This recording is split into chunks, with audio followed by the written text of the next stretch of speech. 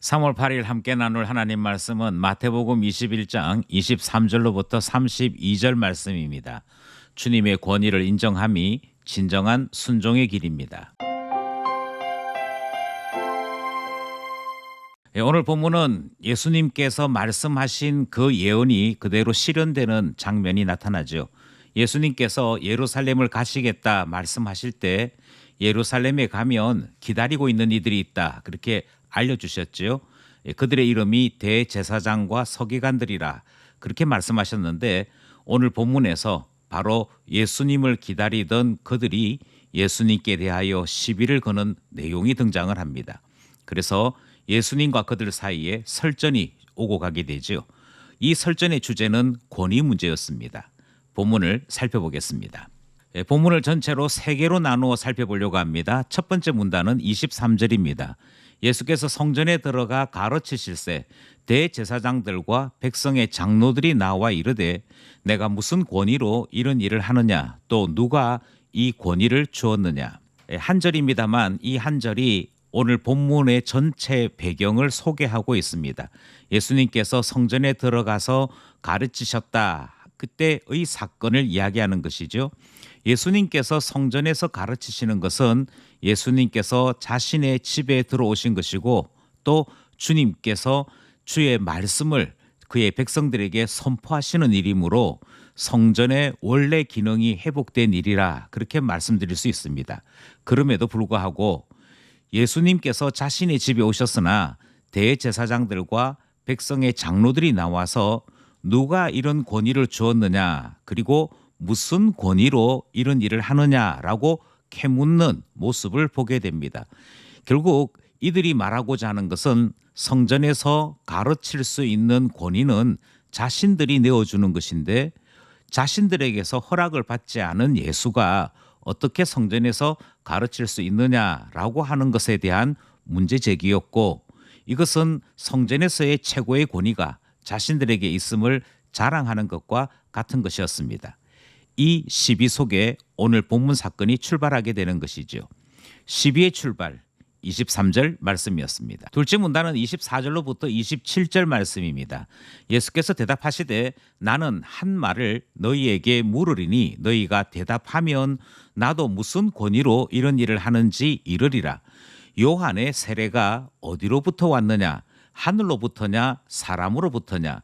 그들이 서로 의논하여 이르되 만일 하늘로부터라 하면 어찌하여 그를 믿지 아니하였느냐 할 것이요, 만일 사람으로부터라 하면 모든 사람이 요한을 선지자로 여기니 백성이 무섭다 하여 예수께 대답하여 이르되 우리가 알지 못하노라 하니, 예수께서 이르시되 나도 무슨 권위로 이런 일을 하는지 너희에게 이르지 아니하리라. 대제사장들과 장로들이 예수님께 질문을 했지만 24절 말씀을 보시면 예수님께서는 다시 그들에게 질문하시는 것을 확인할 수 있습니다.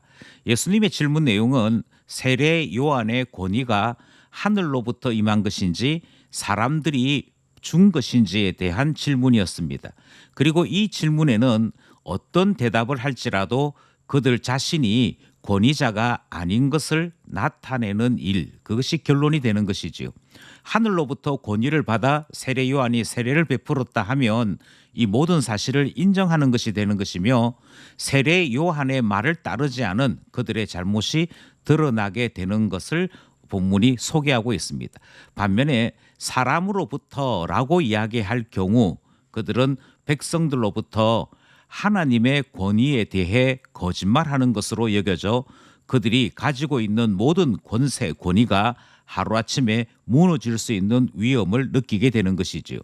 결국 이들에게는 그 어떤 권위도 주어져 있지 않음을 확인하게 되는 바로 질문이 예수님의 질문이었던 것입니다. 결국 그들이 내놓은 대답은 27절에 우리가 알지 못한다라고 대답을 했고요. 예수님께서 그들의 대답을 들으시고 그들에게 주신 최종적인 대답은 나도 무슨 권위로 이런 일을 하는지 너희에게 이르지 아니하겠다 말씀하시는 내용을 확인할 수 있습니다.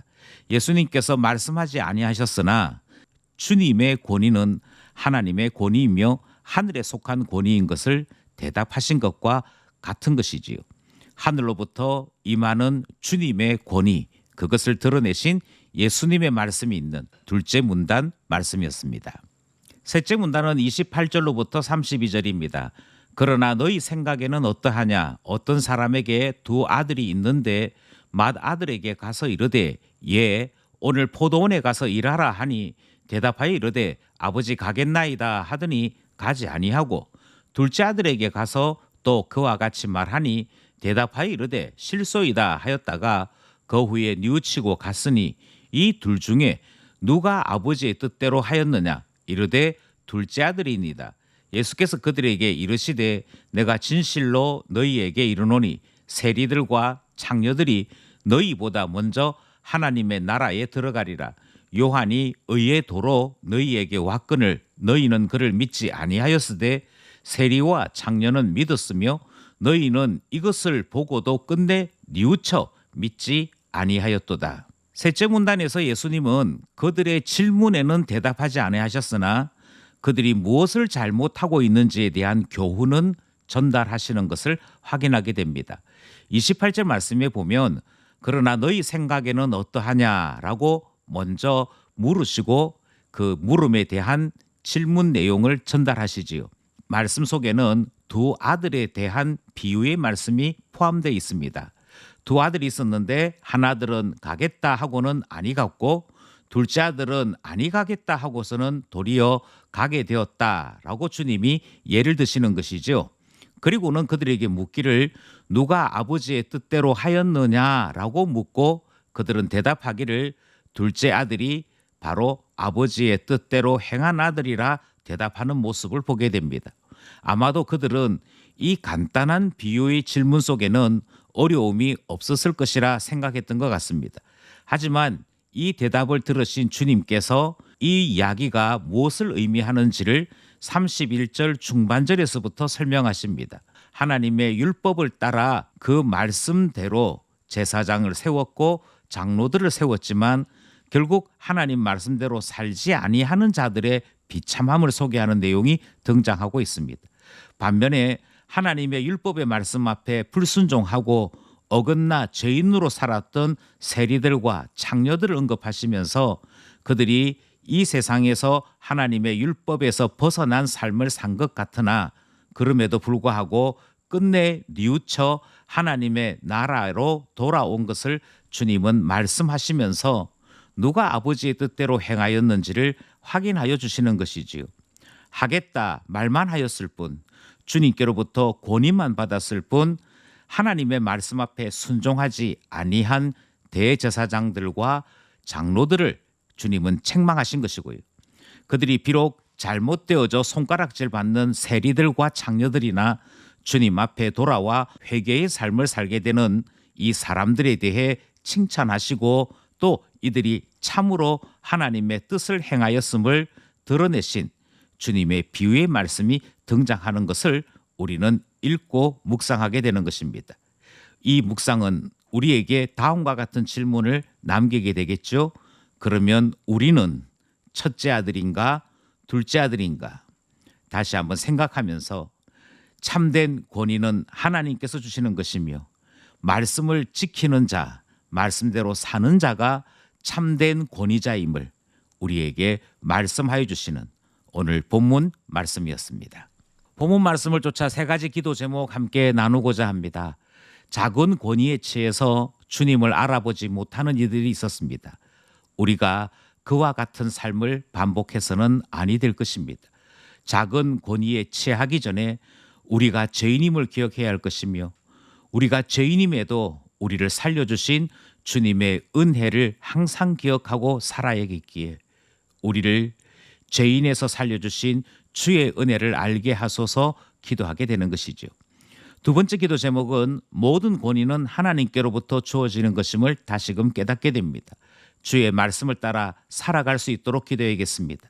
우리의 가치가 가장 높아질 때는 다른 때가 아닌 주의 말씀을 따라 살 때임을 기억하며 살아갈 수 있도록 주님 앞에 말씀 따라 살아가며 하나님 앞에 가치로운 삶을 꿈꾸며 살아갈 수 있도록 기도하게 되는 것이지요. 마지막으로 세리와 창녀 같은 이들이 주님께 칭찬을 받습니다. 결국 그들이 순종했기 때문인 것이지요. 그러므로 우리가 기도하기를 우리에게도 권세 있는 주님의 말씀을 듣고 순종할 마음 달라 기도하게 되는 것입니다. 오늘도 말씀과 기도로 살아가는 우리 모두 되기를 간절히 소원합니다.